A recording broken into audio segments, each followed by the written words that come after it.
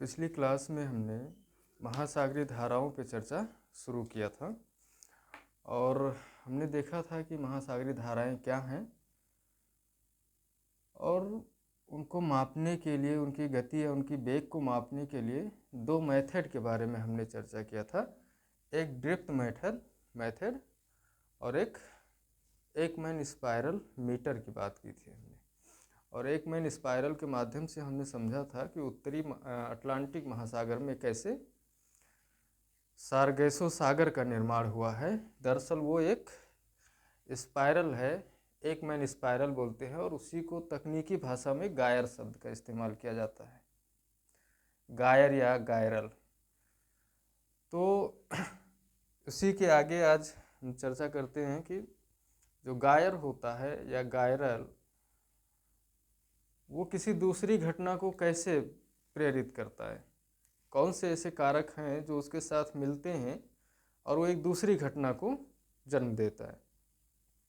और उस घटना का नाम है अपवेलिंग। एग्जाम में आया हुआ प्रश्न है ये, मेंस एग्जाम में, अपवेलिंग क्या होती है।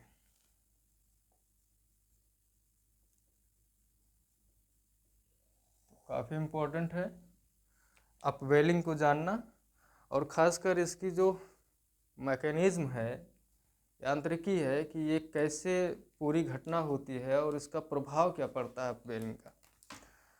तो सबसे पहले ये देख लेते हैं कि जो गायर बन रहा है वो कहाँ पे बन रहा है। तो मैंने कल बताया था कि कर्क और मकर रेखा के सहारे गायर का निर्माण होता है, ठीक है। तो ये विषुवत रेखा है, ये कर्क रेखा है यानी 23.5 डिग्री उत्तरी अक्षांश, और ये मकर रेखा है 23.5 डिग्री दक्षिणी अक्षांश, ठीक है।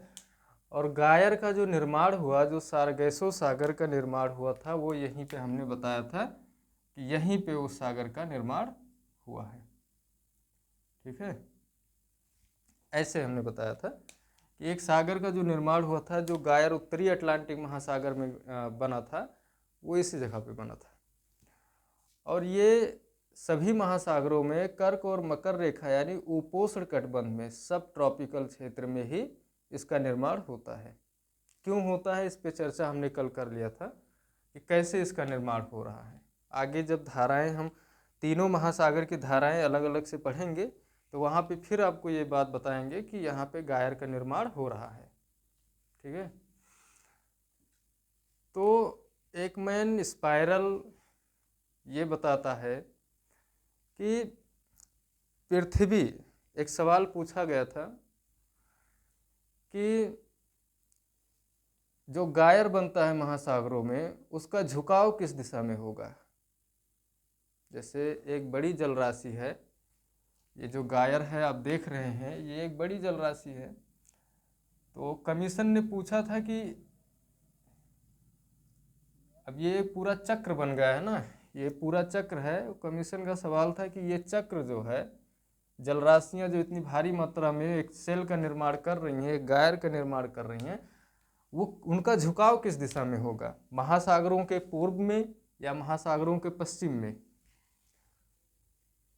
तो यह आपको मालूम है कि पृथ्वी की जो गति है, जो एक्सिस मूवमेंट है पृथ्वी का, वो किस दिशा में, पश्चिम से पूर्व है। अर्थात जब पृथ्वी ऐसे मूव करेगी तो जो इस पे जलराशियाँ हैं वो इधर की ओर मूव करेंगे। पृथ्वी ऐसे मूव कर रही है और जलराशियों का झुकाव इधर की ओर हो रहा है। बस यही चीज़ उसका जवाब था। किस दिशा में, आपको दिशा पता चल गई कि अगर ये पृथ्वी ऐसे मूव कर रही है तो इस पे जो जलराशि है वो किधर झुकेगा, इस दिशा में, अर्थात महासागरों के पश्चिम में गायर का झुकाव होगा। या अब गायर चूंकि जल राशियां हैं तो इस दिशा में, यहाँ पर, ये कौन सा क्षेत्र है, महाद्वीपों का पूर्व है और महासागर का पश्चिम है। यानी यहाँ से जल राशि इकट्ठा होगी किधर, महाद्वीपों के पूर्वी तट के सहारे। ये ऐसे समझ लीजिए यहाँ पे एक मॉडल के रूप में ये महासागर है अगर पूरा,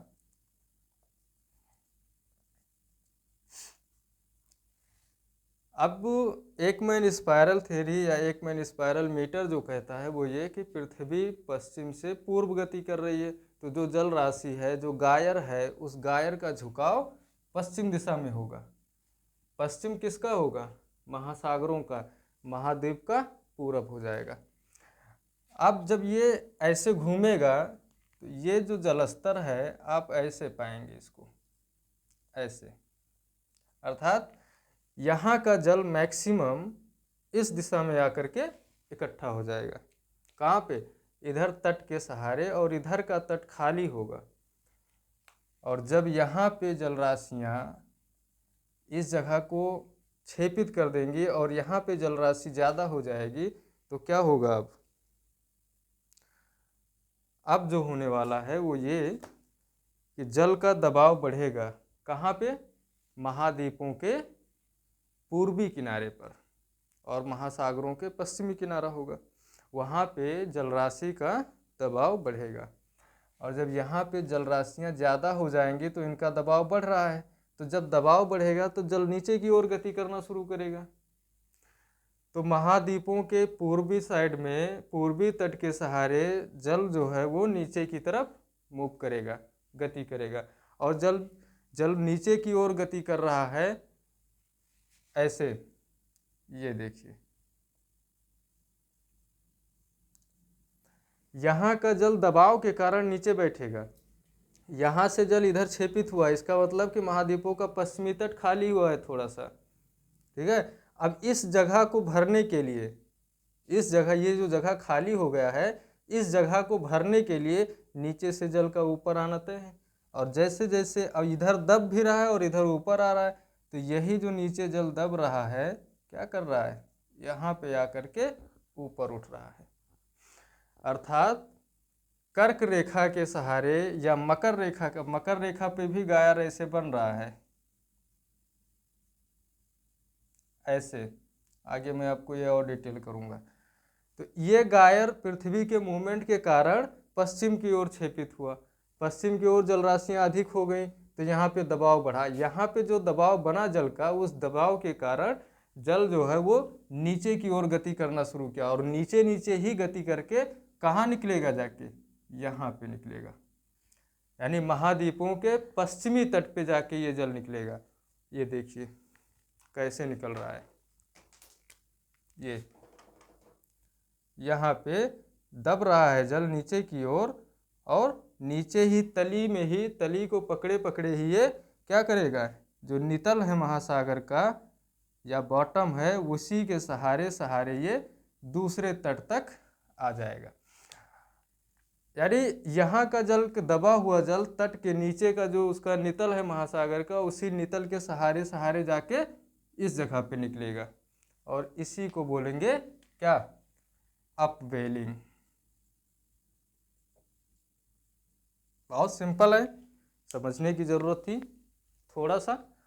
यही अपवेलिंग है, यानी महाद्वीपों के कर्क रेखा के सहारे, महाद्वीपों के पश्चिम में सागर नितल से जो जल ऊपर आ रहा है वो क्या है?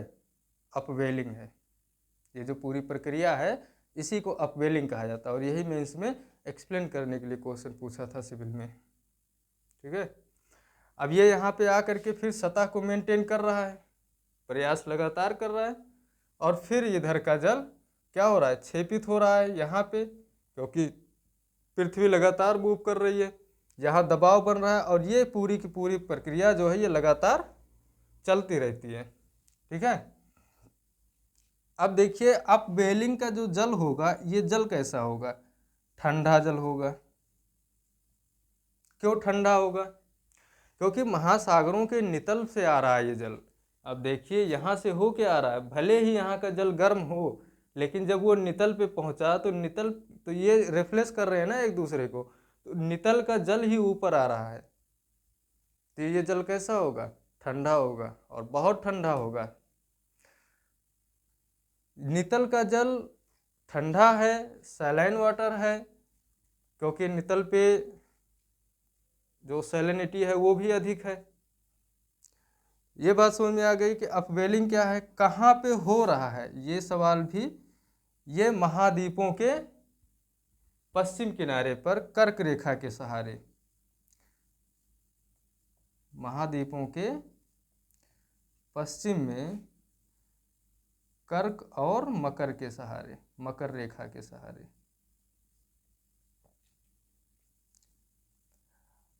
यानी एक तो ये क्षेत्र होगा अपवेलिंग का, मैं यहाँ मार्क कर दे रहा हूँ, ये मोरक्को वाला क्षेत्र, मोरक्को का तटीय क्षेत्र हो गया।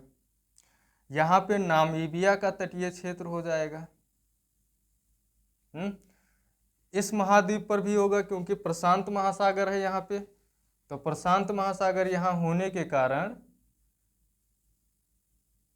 यहाँ पे भी होगा। यहाँ पे अटाकामा मरुस्थल है, यहाँ पे कैलिफोर्निया के पश्चिम में ये, ऐसे जो ओशनिया महाद्वीप है यानी ऑस्ट्रेलिया, ऑस्ट्रेलिया के पश्चिम में भी एक घटना हो रही होगी सभी महासागरों में, क्योंकि जब पृथ्वी मूव कर रही है तो पूरी पृथ्वी मूव कर रही है ना। सभी महासागरों में जो गायर बने हुए हैं, जो जल राशियाँ हैं, वो पश्चिम की ओर क्षेपित होंगे, तो हर जगह पे अपवेलिंग की स्थिति उत्पन्न होगी। और इत्तेफाक कि ये जल जो है ठंडा जल महाद्वीपों के पश्चिमी तट पे आता है, इस वजह से यहाँ का तापमान कम होता है। इत्तेफाक ही है कि दुनिया के जितने बड़े मरुस्थल हैं वो अपवेलिंग के सहारे पाए जाते हैं, इसीलिए उन मरुस्थलों का एक नाम भी है शीत जल मरुस्थल, कोल्ड वाटर डेजर्ट।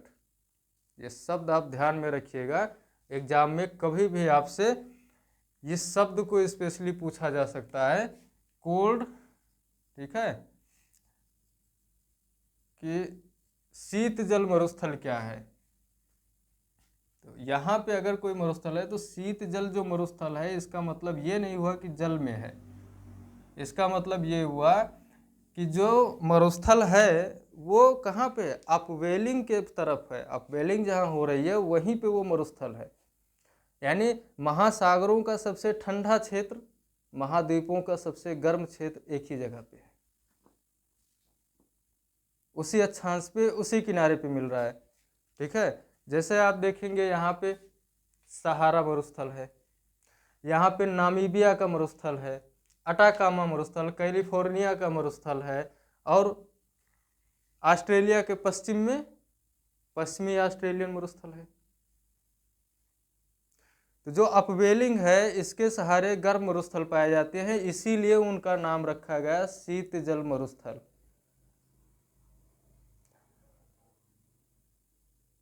तो एग्जाम में एक सवाल आपको स्टेटमेंट के रूप में एग्जामिनर दे सकता है कि शीत जल मरुस्थल का कारण है,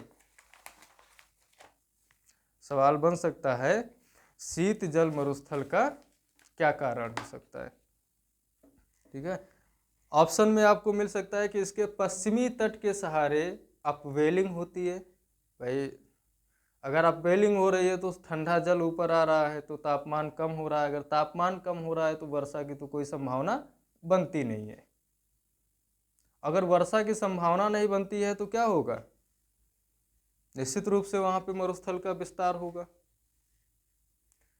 ये तो मैंने बताया कि ये जुड़ा हुआ है अपवेलिंग से, ऐसा हो सकता है, पर आपको ये सही नहीं लगाना है। वो क्वेश्चन पूछ सकता है और आपका लॉजिक भी संभवतः यही कहेगा कि अगर अपवेलिंग हो रहा है और ठंडा है तो मरुस्थल होना तय है, और आप कारण को, उसके स्टेटमेंट को सही मानकर आ सकते हैं, लेकिन ये स्टेटमेंट सही नहीं होगा। एक स्टेटमेंट वो और देगा कि महाद्वीपों के पश्चिमी किनारे पे ठंडी जलधारा बहती है, आपको वहाँ पे सही करना है। ठीक है, जैसे ऑस्ट्रेलिया के पश्चिम में पश्चिमी ऑस्ट्रेलिया की ठंडी धारा, यहाँ पे कनारी की ठंडी धारा बह रही है, यहाँ पे बेंगुला की ठंडी धारा बह रही है, यहाँ पे कैलिफोर्निया के पास ठंडी धारा बह रही है। और ये मैं अभी आपको बताने जा रहा हूँ बस थोड़ी ही देर में कि महाद्वीपों के किस किनारे पे गर्म जलधारा और किस किनारे पे ठंडी जलधारा बहेगी। बस इतना सा ध्यान रखिए कि जो विषुवत रेखा की ओर आती है धाराएं बह करके, ध्रुवीय क्षेत्र से वो ठंडी कहे जाएंगी, और जो विषुवत रेखा से ध्रुवों की ओर जाती हैं वो गर्म कही जाएंगी। तो कल ही मैंने बताया था कि अगर ये धारा पश्चिम किनारे, इसके पूर्वी किनारे से उत्तर की ओर जा रही है तो ये कैसी धारा है, गर्म है, यहाँ तक तो गर्म है, लेकिन जब इधर मुड़ गई ये धारा तो ये ठंडी हो गई। क्यों? क्योंकि अब विषुवत रेखा की ओर इसकी दिशा हो गई है। तो महाद्वीपों के पश्चिमी किनारे पर ठंडी जलधारा बहती है। अगर ये दोनों स्टेटमेंट आ जाए तो आप इसको सही मानेंगे। तो कभी भी आपको कंफ्यूजन में रखने के लिए ये दे सकता है, क्योंकि ठंडी जलधारा भी मरुस्थल का कारण है। तो अगर जलधारा ठंडी है और वो मरुस्थल का कारण बन सकती है, तो अपवेलिंग का जल जो ठंडा है वो क्यों नहीं कारण बन सकता है? कारण बन सकता है, लेकिन जब इन दोनों में अगर चुनाव करना हो तो धारा ज़्यादा महत्वपूर्ण है। ठीक है, अपवेलिंग नहीं, वो सेकेंडरी कारण हो सकता है। हाँ, अगर महासागरीय धाराएं ना आए और अपवेलिंग आए और कोई दूसरा कारक दे दे वहाँ पे, तो आप अपवेलिंग को सही करके आ जाएंगे। ये बात समझ में आ गई कि अपवेलिंग से की प्रक्रिया क्या है? कुछ नहीं, सिंपल प्रक्रिया है कि जो गायर बनते हैं, जब पृथ्वी का जो मूवमेंट है, जो इसका एक्सिस मूवमेंट है वो पश्चिम से पूर्व है, तो ये जो गायर है ये किधर क्षेपित होंगे? इधर की ओर आएंगे। और जब यहाँ आएंगे महाद्वीपों के पूर्व में, ये इनका भार बढ़ेगा जल का, तो ये जल इसी जगह पे नीचे की ओर दबेंगे, जैसे मैंने यहाँ पे बताया। और जब ये नीचे दबेंगे तो नीचे ही नीचे ये जल, अब चूंकि इधर खाली भी तो हो जाएगा, ये नीचे ही नीचे ये जल आके यहाँ पे उठेंगे। और नीचे से आ रहे हैं तो इनका तापमान कम होगा और वही प्रक्रिया कहलाती है अपवेलिंग। ठीक है, तो ये बात आप विशेष रूप से ध्यान रखिएगा। गायर जो है वो, मैं यहाँ पे एक उत्तरी अटलांटिक महासागर का उदाहरण ले रहा हूँ, लेकिन ये गायर प्रशांत महासागर में दो बनते हैं जो उपोष्ण गायर है। मैं ध्रुवीय गायर की बात अभी नहीं कर रहा हूँ। ठीक है, तो और दो यहाँ प्रशांत महासागर में, दो हिंद महासागर में, दो अटलांटिक महासागर में 6 गायर बनते हैं, जिसमें से हिंद महासागर में जो उत्तरी गायर बनेगा वो भारत की विशेष बनावट के कारण पूरा नहीं हो पाएगा, लेकिन तभी 5 पूरी तरीके से कंप्लीट गायर बनते हैं। ठीक है, सभी महासागरों में। और सभी में ये बात होती है कि जल जो है वो महाद्वीपों के पूर्व की ओर क्षेपित होता है और वहाँ दबाव डालता है, और नीचे ही नीचे जल गति करके दूसरे तट पे, दूसरे महाद्वीप के तट पे, पश्चिमी तट पे जाकर के वो निकलता है। और ये कर्क और मकर रेखा के सहारे ही होता है, क्योंकि गायर भी तो यही बन रहा है ना। तो ये आप ध्यान में रखिएगा, यहाँ पे आपको कभी भी सवाल बन सकता है। हायर एग्जाम में तो श्योर है कि कभी भी इसको पूछा जा सकता है, या कभी आपसे इंटरव्यू में सवाल पूछ सकता है कि क्या अपवेलिंग कारण है और जो गर्म मरुस्थल हैं वो परिणाम है। ऐसा आपसे इंटरव्यू में पूछ से एग्जामिनर कि अपवेलिंग जो है वो कारण है और जो उष्ण मरुस्थल है, गर्म मरुस्थल, और गर्म मरुस्थल सब कहाँ पाए जाते हैं? कर्क और मकर रेखा के सहारे। और इसकी चर्चा हमने तापमान और सैलिनिटी जब पढ़ाया था तो वहाँ भी किया था। तो अगर इंटरव्यूअर ये आपसे पूछ ले कि अपवेलिंग कारण है गर्म मरुस्थल का, बात तो दोनों सत्य है कि अपवेलिंग भी हो रही है और गर्म मरुस्थल भी वहाँ पे हैं, लेकिन इनके बीच में आपसी कोई संबंध आपको मिलेगा नहीं। दोनों कथन सही हैं पर संबंध इनका नहीं है आपस में।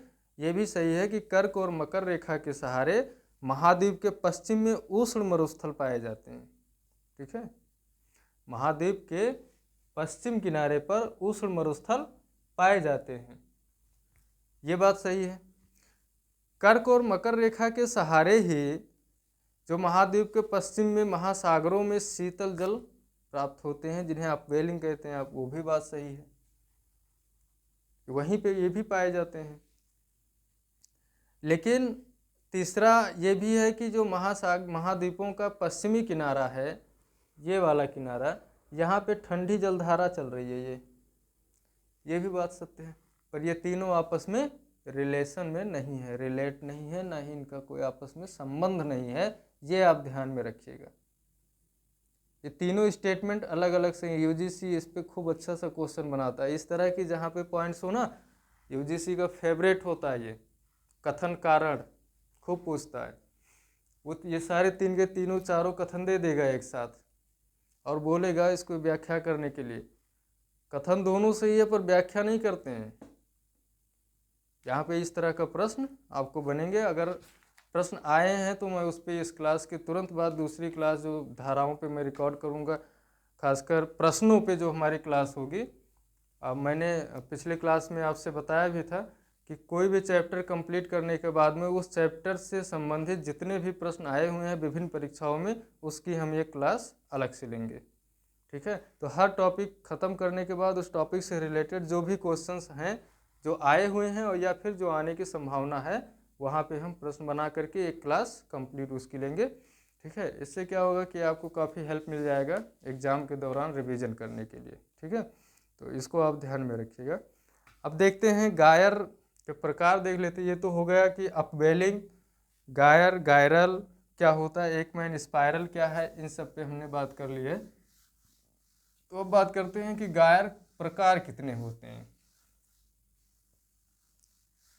ठीक है, तो गायर मैंने एक तो आपको बता ही दिया कि उपोष्ण कटिबंध में होता है, जिसकी चर्चा मैं अभी भी कर ही रहा हूँ। एक गायर ध्रुवीय क्षेत्र में भी बनता है, जिसकी चर्चा हमने कल आपसे किया था थोड़ा सा, अटलांटिक महासागर में।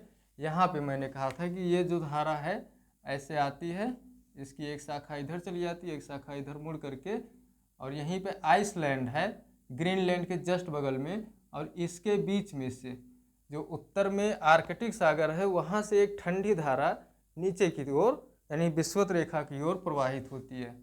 ठीक है, इसको बोलते हैं पूर्वी ग्रीनलैंड की ठंडी धारा। मैं धाराओं में इसको पढ़ाऊंगा अलग से। तो ग्रीनलैंड के पूर्व में एक ठंडी धारा कहाँ से आ रही है, उत्तर से आ रही है, आर्कटिक सागर से आ रही है वो धारा, और इधर से ये इरमिंगर के रूप में ये धारा ऊपर जा रही है, और ये गर्म है चूंकि नेचर में, और ये ठंडी धारा है। और ये आ करके यहाँ पे जो मैंने बताया है एक धारा है लेब्राडोर सागर से आ रही है। ठीक है, यहाँ लेब्राडोर सागर से ये ठंडी धारा है, और यहीं पे आके ये गल्फ स्ट्रीम से मिलती है। और ये जो ग्रीनलैंड के पूर्व में धारा है ये आकर के लेब्राडोर सागर से मिलती है। तो यहाँ पे आप देखेंगे तो एक छोटा सा गायर बन रहा है। ठीक है, एक छोटा सा गायर बन रहा है, और इसकी दिशा ये बन रहा है गायर। इसकी दिशा क्या है, क्लॉकवाइज है कि एंटी क्लॉकवाइज, एंटी क्लॉकवाइज है। और जो यहाँ पे गायर बन रहा था इसकी दिशा क्या है, क्लॉकवाइज है। तो गायर दो प्रकार के होते हैं, एक तो उपोष्ण कटिबंधीय गायर या एक मैन स्पाइरल, और दूसरा उपध्रुवीय गायर। ठीक है, तो जो उपोष्ण कटिबंधीय गायर होता है ये महासागरों के उत्तर और दक्षिणी दोनों गोलार्ध में पाए जाते हैं और सभी महासागरों में मिलते हैं। लेकिन जो ध्रुवीय गायर है या उपध्रुवीय गायर है ये कहाँ पाया जाएगा, सिर्फ और सिर्फ अटलांटिक महासागर और प्रशांत महासागर में ये पाया जाएगा, उत्तरी गोलार्ध में, वो भी सिर्फ और सिर्फ उत्तरी गोलार्ध के महासागर में। दक्षिणी गोलार्ध में क्यों नहीं पाया जाएगा, क्योंकि दक्षिणी गोलार्ध आप ध्यान से देखेंगे तो दक्षिणी गोलार्ध को महासागर गोलार्ध भी कहते हैं, वहाँ पे स्थलीय भाग बहुत कम है। और ये जो धारा बन रही है स्थलीय अवरोध इसमें बहुत महत्वपूर्ण भूमिका निभा रहे हैं इस धारा में। या जो उपध्रुवीय गायर बन रहा है उसमें उस चक्र को बनाने में जो स्थलीय कारक हैं वो काफ़ी हद तक जिम्मेदार हैं। और चूँकि दक्षिणी गोलार्ध में आप देखेंगे तो उपध्रुवीय क्षेत्र में स्थल है ही नहीं, महासागर ही हैं। तो जो धाराएं हैं वो सीधा अपने रास्ते पे जा रही हैं, उनको रोकने के लिए उनकी दिशा मोड़ने के लिए कोई स्थल नहीं है। जबकि उत्तरी गोलार्ध में बहुत सारे स्थल हैं जो उनकी दिशा को रोकते भी हैं, ब्रेक करते हैं, मोड़ते भी हैं, इसलिए यहाँ पे बन रहा है। तो इनकी विशेषताओं में हम देख लेते हैं। कभी एग्जाम में आपसे कभी पूछ सकता है मेंस एग्जाम में, ठीक है, गायर के बारे में थोड़ा सा, तो देख लीजिए। गायर या सेल भी कभी कभी लिख कर आ सकता है, या चक्र भी आ सकता है, या फिर एक मैन स्पाइरल भी लिख करके आ सकता है।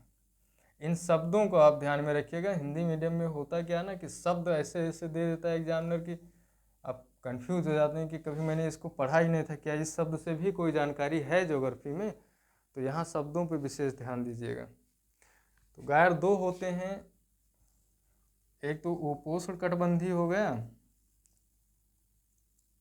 उपोष्ण कटिबंधीय, ये क्या होता है, कर्क और मकर के सहारे मिलता है,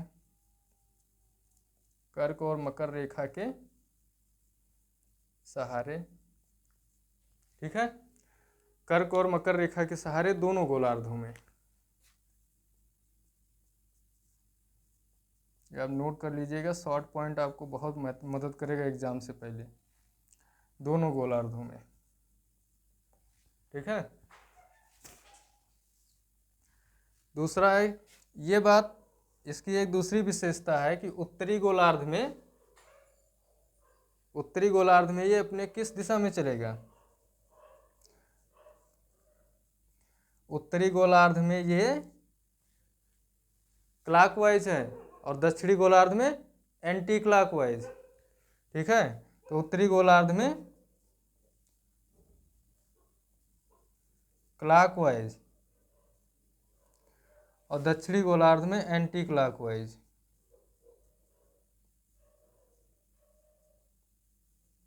इनकी जो दिशा है वो होगी। अगर यही सारे फीचर आप लिख दिए ना तो बहुत बहुत ज़्यादा हो जाता है, ये नहीं है बहुत कम नहीं है, बहुत है ये। अगर इन चारों के बारे में आपने थोड़ा थोड़ा करके लिख दिया एक एक लाइन में भी, तो 80 शब्द या 100 शब्द के क्वेश्चंस आपके सॉल्व हो जाएंगे। और इससे बड़ा क्वेश्चन इस पर कभी नहीं बनने वाला, खासकर इसके प्रकार पे इतना ही बड़ा क्वेश्चन बनेगा अगर बहुत बन गया तो। ठीक है, मेंस की संभावना यहाँ पे काफ़ी ज़्यादा होती है कि मेंस के क्वेश्चन इस पे बनेंगे। तीसरी विशेषता इसमें आप जोड़ सकते हैं कि गायर महासागर में या महासागर के पश्चिम में सिकुड़ जाते हैं।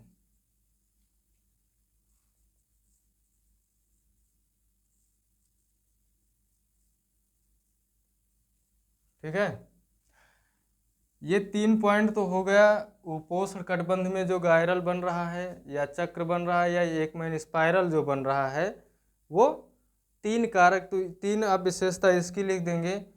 दूसरा है उपध्रुवीय गायर, और इसकी भी 2-3 विशेषता है। पहली बात तो ये उत्तरी गोलार्ध में इनकी जो दिशा है वो क्या होगी, पाए कहाँ जाएंगे, तो ये आर्कटिक वृत्त के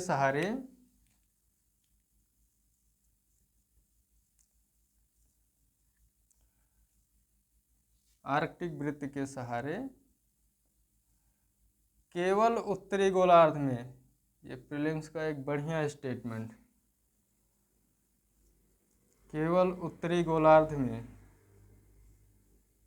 या उत्तरी गोलार्ध के महासागर में।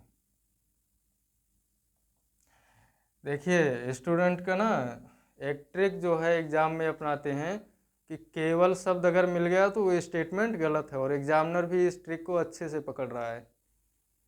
तो अब वो सही स्टेटमेंट में भी केवल शब्द का इस्तेमाल कर सकता है। अगर यही स्टेटमेंट उठा के दे देना तो बहुत सारे स्टूडेंट इस एक शब्द को पकड़ के इस स्टेटमेंट को गलत कर देंगे, क्योंकि एग्ज़ाम के 4 दिन पहले ये जो वीडियो आते हैं ना कि क्या रणनीति होनी चाहिए, पेपर कैसे सॉल्व करें, कैसे लॉजिक लगाएं, इस तरह के जो वीडियोस वायरल होते हैं, ये उनका परिणाम होता है कि सही सही जानकारी होने के बाद भी स्टूडेंट 1 क्वेश्चन 2 क्वेश्चन ऐसे गलत करके आ जाते हैं। उनका खुद का उसमें अनुभव नहीं होता है, खुद का एनालिसिस नहीं होता है, किसी और के अनुभव से जाते हैं, और ये 2 दिन पहले इतना कॉन्फिडेंस के साथ में ये वीडियो वायरल होते हैं कि वो गलती कर ही देंगे जाके वहाँ पे।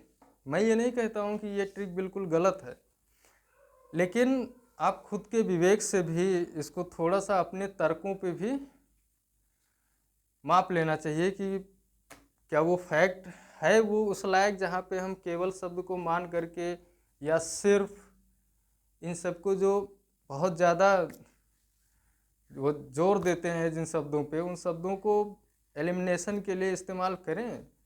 भाई स्टेटमेंट भी तो वैसा होना चाहिए। अब हम सिर्फ पूरे क्वेश्चंस में यही ढूंढते रह जाते हैं। तो 1-2 लड़कों को जानता हूँ जो एग्ज़ाम से निकलने के बाद में ये बोले हैं कि सबसे पहला काम हमने ये किया कि सारे प्रश्नों में उन शब्दों को देख लिए जो एक्सट्रीम है, जो एक्सट्रीम वर्ड होते हैं ना कि अति कर देते हैं, जैसे केवल है, उन्होंने कहा कि मैंने सारे प्रश्नों में पहले ये देखा कि कहाँ कहाँ ये शब्द मिल रहे हैं, जहाँ जहाँ ये मिल रहे थे उसको पहले एलिमिनेट किया और आंसर किए। मैंने कहा ये सही तरीका है सॉल्व करने का पेपर। तो आप गलत फहमी में ना रहें, कभी कभी सही स्टेटमेंट में भी इस तरह के शब्दों का इस्तेमाल होता है, ठीक है। तो जो उपध्रुवीय गायर है ये आर्कटिक वृत्त के सहारे केवल उत्तरी गोलार्ध के महासागर में पाए जाते हैं। अब मैं क्यों कह रहा हूँ केवल, मैंने अभी बताया कि दक्षिणी गोलार्ध के महासागरों में क्या है कि वहाँ पे महासागर बहुत है, और इस गायर का जो निर्माण हो रहा है, ये जो सेल बन रही है, उसके पीछे का कारण स्थलीय अवरोध है, ठीक है। तो और दूसरा कारण भी आप कह सकते हैं कि ध्रुव से जो पूर्वा पवन चल रही है वो भी इसका एक कारण बन सकती है। लेकिन दक्षिणी गोलार्ध में इस सेल के बनने की ना अनुकूल दशाएं है नहीं, कारण कि जो अंटार्कटिक वृत्त है उसके सहारे जलराशियां ही हैं, कोई स्थल भाग है ही नहीं। तो जो धारा बह रही है अब उसको मोड़ने के लिए दो चीज़ें होनी चाहिए, या तो फिर कोई स्थल बीच में आ जाए तब वो अपनी दिशा मोड़ेंगी, तब जब वो एक चक्र का रूप ले सकती हैं, या तो फिर कोई पवन ऐसी चल रही है वहाँ पे स्थानीय स्तर पे जो उन्हें मोड़ दे, ऐसा भी नहीं है। यानी ये दोनों कारक वहाँ पे नहीं मिलते हैं, खासकर दक्षिणी गोलार्ध के महासागरों में जो उपध्रुवीय क्षेत्र है, यानी अंटार्कटिक वृत्त पे धारा वहाँ भी चल रही है, लेकिन पश्चिम से पूरब पूरे आर्कटिक वृत्त पे गति कर किए जा रही है वो धारा, ठीक है। तो आप ये ध्यान में रखिएगा कि ये सिर्फ उत्तरी गोलार्ध में बनेंगे, और इसीलिए यहाँ पे प्रश्न बनेगा, ठीक है। और इनकी जो अगली विशेषता है वो क्या है, दक्षिणी गोलार्ध में नहीं मिलते हैं, ये मैंने आपसे बता ही दिया, लिख भी ले, उत्तरी गोलार्ध में मिलते हैं, दक्षिणी गोलार्ध में नहीं।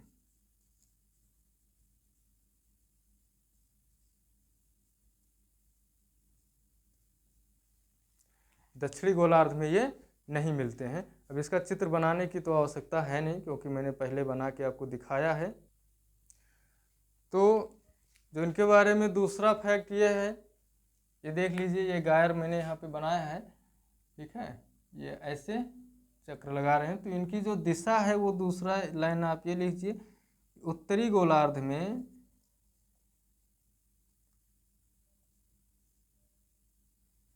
उपध्रुवीय गायर का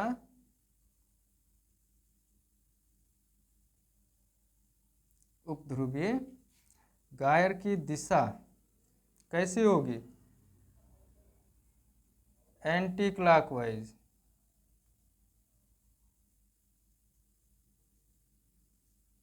ठीक है। उपध्रुवीय गायर की दिशा जो है वो एंटी क्लॉकवाइज है, और दक्षिणी गोलार्ध में आपसे पूछा जा सकता है एग्जाम में क्यों नहीं बनता, तो आप कारण स्पष्ट कर दीजिएगा कि वहाँ पे कोई स्थलीय अवरोध नहीं है, इस वजह से धारा सीधा अपने रास्ते पे चलती रहती है, ठीक है। तो अब बात कर लेते हैं कि धाराओं के प्रकार पे। ये तो होगा कुछ बेसिक बातें जहाँ पे एग्जामिनर क्वेश्चन बनाता है, पर सामान्य तौर पे आप पढ़ते नहीं हैं, या फिर आपको सिलेबस में इंक्लूडेड ये शब्द नहीं मिलेंगे। जैसे अपवेलिंग पे प्रश्न बना है, लेकिन सिलेबस में कहीं अपवेलिंग शब्द नहीं मिलता है, किताबों में बहुत थोड़ा बहुत इस पर एक्सप्लेन किया गया है। और क्योंकि ये बहुत जटिल सा कॉन्सेप्ट होता है कि इसमें आपको बहुत सारे फैक्ट जो हैं एक जगह पे ला करके, कई बातों को एक जगह पे ला के कनेक्ट करना होता है, इस वजह से अक्सर टीचर भी बचने का प्रयास कर ही लेते हैं और वो बच भी निकलते हैं, ठीक है। बहुत आसान तो नहीं होता है अगर इस पर काम किया जाए तो, लेकिन अब चूँकि एग्ज़ाम में क्वेश्चंस बना है इसलिए बताना ज़रूरी है, और मैंने प्रयास किया है कि आपको ये समझने में कोई दिक्कत ना हो, आसानी से समझ जाइए। आने वाले एग्ज़ाम में जो भी एग्ज़ाम्स होंगे, मैं गारंटी के तौर पे तो नहीं कहता, लेकिन जिस तरीके से पैटर्न बदल रहा है धीरे धीरे, और प्रश्नों की जो प्रकृति है उसको बदला जा रहा है, उसमें इन सारी इन्फॉर्मेशंस को शामिल किया जा सकता है। अब धाराओं से जब 65-66 क्वेश्चंस बन चुके हैं, तो अब सोचिए कि जहाँ से प्रश्न बन गए हैं वहाँ से मान लीजिए 10% या 20% रिपीट हो सकती है इन्फॉर्मेशन, लेकिन बाकी 60-70% और कहाँ से बनेगा? सारे क्षेत्र को तो वो कवर कर चुका है लगभग। तो अब यही सब बचे हुए हैं जो टेक्निकल है थोड़ा सा और इम्पॉर्टेंट है इस वजह से, क्योंकि अब यहाँ पे चूँकि शुरुआत कर चुका है एग्जामिनर। अब अगर एनटीए पूछ रहा है तो अब कोई भी एग्ज़ाम पूछ सकता है। ठीक है, तो अब आते हैं हम बेसिक कॉन्सेप्ट पे जो सामान्यतः आपको हर जगह मिल भी जाती है। धाराओं के प्रकार, कैसी धाराएं होती हैं। मैंने अब तक खूब धाराओं का नाम इस्तेमाल किया, अब देखते हैं कि कितने तरह की धाराएं होती हैं। कभी कभी एग्ज़ाम में मेंस में ये पूछ सकता है कि धाराओं के प्रकार पे टिप्पणी कीजिए, या उनकी उत्पत्ति की दशाओं पे टिप्पणी करने के लिए आ सकता है। या उत्पत्ति की दशाएं कौन कौन सी हैं, उनके दिशा निर्धारण पे प्रश्न बन सकते हैं। अब तक जो सबसे ज़्यादा प्रश्न बना है वो ठंडी और गर्म धारा को लेकर के बना है कि कौन सी धारा ठंडी है और कौन सी धारा गर्म है। इस टॉपिक पे सबसे ज़्यादा प्रश्न बना है। तो इसका एक क्लासिफिकेशन हम देख लेते हैं धाराओं का।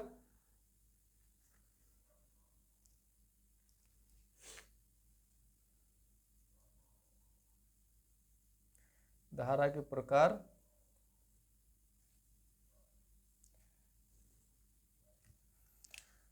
सामान्यतः इन्हें दो आधारों पर डिवाइड किया जाता है। नंबर एक तो तापमान के आधार पर,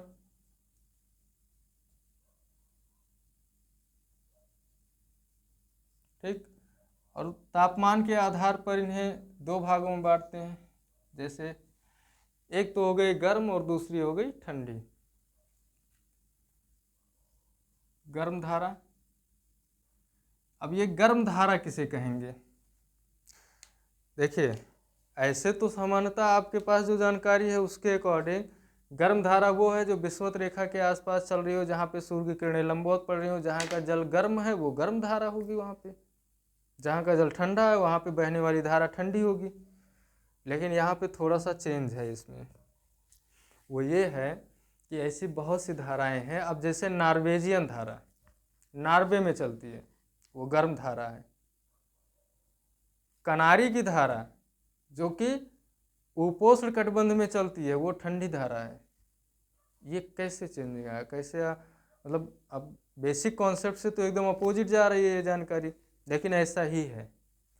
गर्म धारा जो होगी इसका मतलब हो गया कि जहाँ ये धारा बह रही है वो अपने आसपास की जलराशियों से गर्म होगी। ठीक है, ये धारा जो है आसपास का जो जल है उसकी अपेक्षा इसका तापमान अधिक होगा, तो वही लिख लीजिए यहाँ, आसपास के जल की अपेक्षा अधिक तापमान, अधिक गर्म। ध्यान रहे कि एक शब्द यहाँ मैंने इस्तेमाल किया अपेक्षा।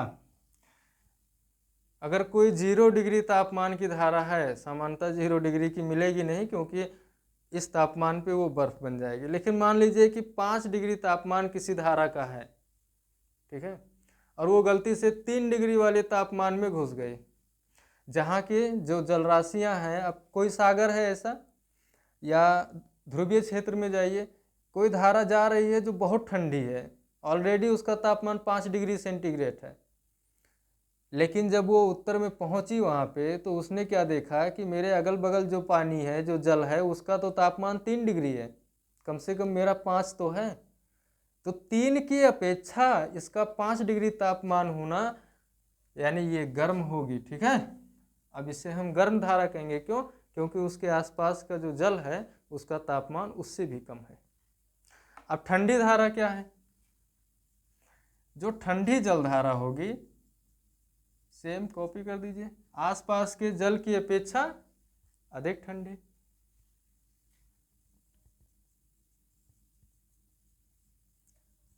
आसपास के जल की अपेक्षा अधिक ठंडी।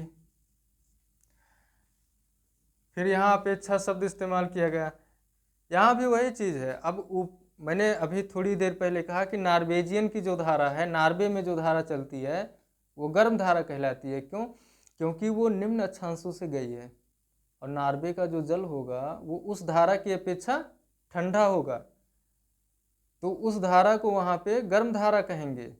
वहाँ के जो लोग होंगे वो कहेंगे कि हमारे यहाँ जो पानी है ये तो बहुत ठंडा है, लेकिन जो पानी दक्षिण से आ रहा है वो अपेक्षाकृत गर्म है, तो वो गर्म धारा हो गई। लेकिन जो कनारी की धारा है वो उपोष्ण कटिबंध में चलती है, फिर भी उसे हम ठंडी धारा कहते हैं। क्यों? क्योंकि वो आ कहाँ से रही है? उत्तर से आ रही है, अपेक्षाकृत कहाँ से? जो 45 से 50 डिग्री अक्षांश उत्तर में है वहाँ से वो धारा आ रही है, यानी फिनलैंड या इस क्षेत्र में ब्रिटेन, फ्रांस, पुर्तगाल, यहाँ से टकरा के वो नीचे की तरफ मुड़ती है। तो यहाँ से जो धारा आ रही है और आ कहाँ पे रही है? भूमध्य रेखा की ओर, कनारी के नाम से जानी जाती है।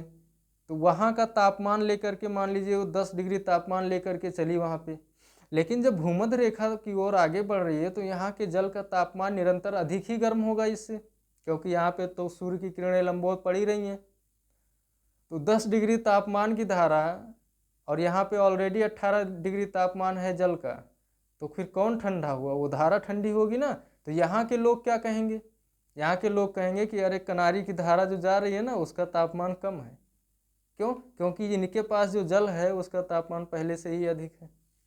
तो अपेक्षाकृत यानी जो धारा है उसके आसपास का तापमान ही तय करेगा कि वो गर्म धारा है या ठंडी धारा है। ओके,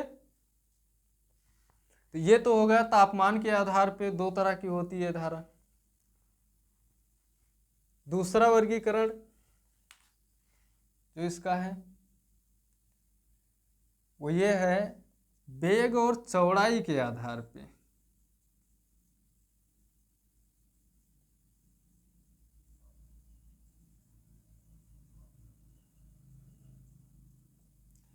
वेग और चौड़ाई के आधार पे धारा कितने प्रकार की होती है? तो ये 3 तरह की होती है। पहली जो है वो तो धारा, इसे धारा ही कहते हैं, करंट। ठीक है, ये क्या होगी? इस धारा की जो है ना एक निश्चित सीमा होती है, बहुत ऐसा नहीं है कि अनिश्चित होती है। इसकी जो चौड़ाई होती है वो निश्चित होती है और इसका वेग भी सामान्य होता है। इसीलिए और इस तरह की धाराएं सबसे अधिक हैं महासागरों में। यही वजह है कि हम किसी और नाम से नहीं महासागरीय धारा ही पढ़ते हैं। ये जो धारा शब्द इस्तेमाल करते हैं ओशनिक करंट, वो करंट यही है, क्योंकि इसी की मात्रा सबसे ज़्यादा मिलती है, इसी प्रकार की धारा हमें अधिक मिलती है। ठीक है, तो इसका जो वेग है, वेग और चौड़ाई, ये क्या है? सामान्य होती है। इसमें कोई बहुत ज़्यादा अंतर नहीं होता है, एक निश्चित सीमा में होती है और सामान्य वेग होता है। ठीक है, दूसरा जो इसका प्रकार है उसे बोलते हैं ड्रिफ्ट। ड्रिफ्ट का मतलब होता है प्रवाह। अब धारा का एग्जाम्पल की बात करें तो बहुत सारी धाराएं हैं, आप कोई भी लिख लीजिए। कनारी धारा, पेरू की धारा, पश्चिमी ऑस्ट्रेलियन धारा, विषुवत-रेखीय धारा। प्रवाह का मतलब हो गया ड्रिफ्ट। ये क्या होती है? इसमें थोड़ा सा चेंजिंग आता है, इसकी चौड़ाई अधिक होती है और वेग सामान्य ही रहता है। इसकी चौड़ाई अधिक होती है, चौड़ाई अधिक, वेग सामान्य से थोड़ा ज़्यादा भी कह सकते हैं, लेकिन सामान्यतः सामान्य ही लिखा जाएगा। ठीक है, सामान्य से थोड़ा सा ज़्यादा वेग होता है। और इसकी जो सबसे बड़ी विशेषता है वो ये है कि बिना तट के चलती हैं, बिना तट के सहारे गति करती हैं। इसको गति करने के लिए किसी तट का सहयोग नहीं चाहिए, जबकि धारा तट के सहारे चलती है। चाहे वो पश्चिमी तट को फॉलो करे या पूर्वी तट को फॉलो करे, लेकिन तट को फॉलो जरूर करेगी। और जो तट को फॉलो ना करे वो ड्रिफ्ट हो गई। इनकी गहराई अधिक होती है। भाई जो महासागरों में आर पार जा रही हूँ। आगे हम पढ़ाएंगे, इसका एक अच्छा उदाहरण है उत्तरी मध्य अटलांटिक ड्रिफ्ट। ठीक है, जो गल्फ स्ट्रीम है, जब लेब्राडोर की ठंडी धारा से वो टकराती है तो उसकी दिशा उत्तर पूर्व की ओर हो जाती है। वही महासागर अटलांटिक महासागर को पूर्व पश्चिम से पूर्व की ओर ये प्रवाह करने लगती है, बीचों बीच में से। तो मध्य अटलांटिक, उत्तरी मध्य अटलांटिक कटक जो है, धारा है जो, वो एक ड्रिफ्ट धारा है या प्रवाह है। ठीक है, अब मैं आगे पढ़ा रहा हूँ तो फिर आपको चर्चा वहाँ पे कर दूंगा। यहाँ आप इतना जानिए कि ये प्रकार हैं जो सामान्य रूप से क्लासिफिकेशन है इनका। एक तीसरा जो है उसे स्ट्रीम बोलते हैं, स्ट्रीम। गल्फ स्ट्रीम का नाम तो हमने खूब सुना है, इसे विशाल धारा भी कह सकते हैं। तो जो स्ट्रीम होती है इसकी स्पीड यानी वेग बहुत होता है, वेग अधिक होता है, चौड़ाई कम होती है।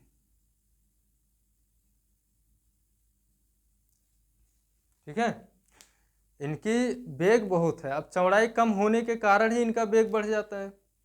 भाई गल्फ स्ट्रीम के बारे में हम लोग बहुत ज़्यादा पढ़ते हैं, क्योंकि गल्फ स्ट्रीम की विशेषता अपनी एक अलग ही विशेषता वो लेकर चलती है।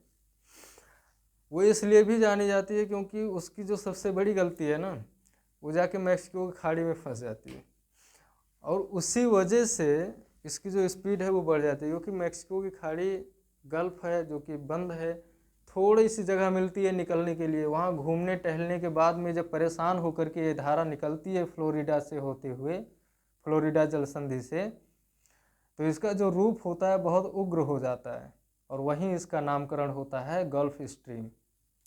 तो स्ट्रीम शब्द का मतलब ही होगा कि जो अपनी लिमिट को पार कर चुका हो। ठीक है, तो ये इसका सामान्य क्लासिफिकेशन है जो आपने देखा कि धारा के जो प्रकार हैं वो दो आधारों पे धारा को बांटा जाता है। तापमान के आधार पे गर्म धारा और ठंडी धारा। गर्म धारा किसे कहेंगे? अपने आसपास का जो जल होगा उससे तुलना करेगा ये। ठंडी धारा अपने आसपास के जल से तुलना करेगा। अगर इसका जल, जो धारा का जल अगर आसपास के जल से गर्म है तो गर्म धारा, अगर ठंडा है तो ठंडी धारा। वेग और चौड़ाई के आधार पे भी अगर बात आ जाए तो धारा एक हो गई करंट, ड्रिफ्ट और एक स्ट्रीम। ठीक, तो ये धारा के प्रकार हैं, एकदम सामान्य प्रकार हैं। एग्जाम्पल लिखना चाहें तो आप इसके एक लिख सकते हैं, उत्तरी मध्य अटलांटिक ड्रिफ्ट, उत्तरी मध्य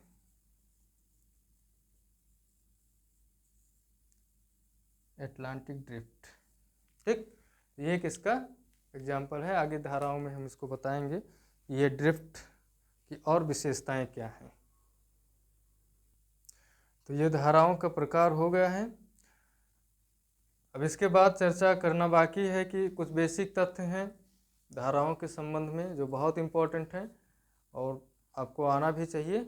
उस पर 5 से 7 मिनट या मैक्सिमम 10 मिनट की चर्चा करके हम धारा उत्पत्ति के कारकों पे बात करेंगे कि इन धाराओं की उत्पत्ति कैसे होती है, कौन कौन से कारक हैं जो धाराओं को उत्पन्न कर रहे हैं और उनकी दिशा को निर्धारित कर रहे हैं। और उसके बाद में फिर हम देख लेंगे कि अटलांटिक महासागर, प्रशांत महासागर और हिंद महासागर की धाराएं कौन कौन सी हैं और किस दिशा में वो गति करती हैं, कौन गर्म है कौन ठंडी। अब गर्म और ठंडी जलधारा का मतलब आपको समझ में आ गया।